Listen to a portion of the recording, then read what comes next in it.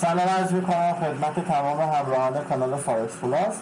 الان میخوام خدمت جفت ارز یورو CHF رو با هم دیگه تحلیل بکنیم و ببینیم چه فرصت معاملاتی یا ما میتونیم روی این جفت ارز داشته باشیم.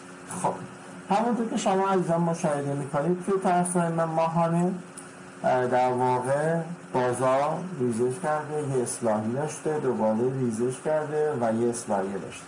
و اگر بخواد این میزان در واقع اصلاح قیمتی رو نگاه بکنیم، بهترین ابزاری که ما میشناسیم ابزار فیبوناچی هستش.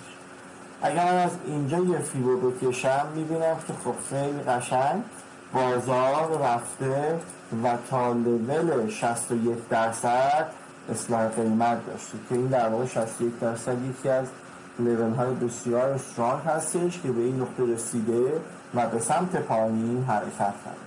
پس تو تایم فریم ماهانه من در واقع ریزش رو دارم پیش بینی میکنم.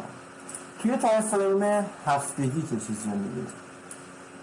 توی تایم فریم هفتگی میبینم که بازار در واقع به شدت به سمت پایین حرکت کرده، رفته بالا توی این در واقع سطح قیمتی که داشته ریتست میکرده.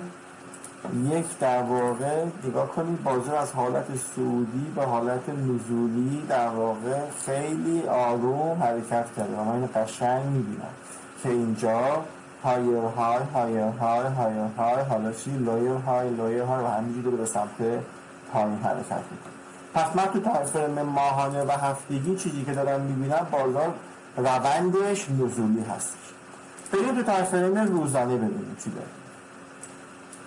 توی تایم فریم روزانه مطلبی که وجود داره این هستش که ببینید بازار به سمت پایین حرکت کرده، اما توی این حرکت پرقدرت به سمت پایین من توی این منطقه فقط یک کندل دارم که مخالف در واقع مسیر جریان بسته شده و اون این هستش و این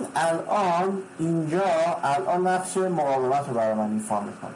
پس انتظاری که من دارم این هستش که اگر و فقط اگر بازار به این نقطه برسه و توی این نقطه من ببینم که در واقع بازار به این سطح مقاومتی واکنش مثبت نشون داده و داره از حالت صعودی به حالت نزولی برمیگرده، میتونم یک ترید بسیار خوبی رو آغاز کنم و با یک اوردر سل میتونم یک ریسک ریوارد بسیار خوبی داشته باشم.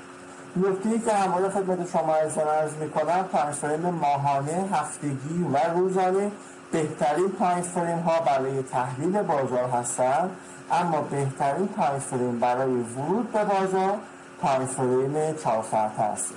امیدوارم که از این تحلیل لذت برده باشید. اگر از این تحلیل لذت بردید خوشحال میشم. پستمون رو لایک کنید، برای ما کامنت بذارید، همچنین ما رو به دوستان خود معرفی بکنید. روز و شب خوبی داشته باشید.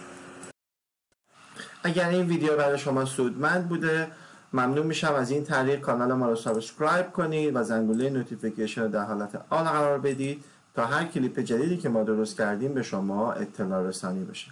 از این طریق شما ما رو ساپورت میکنید و به ما انگیزه مضاعف بدید که کلیپ های جدیدی و تحلیل های جدیدی رو به همراه استراتژی های معاملاتی مختلفی برای شما عزیزان آماده کنیم و ارائه کنیم. روز و شب خوبی داشته باشید.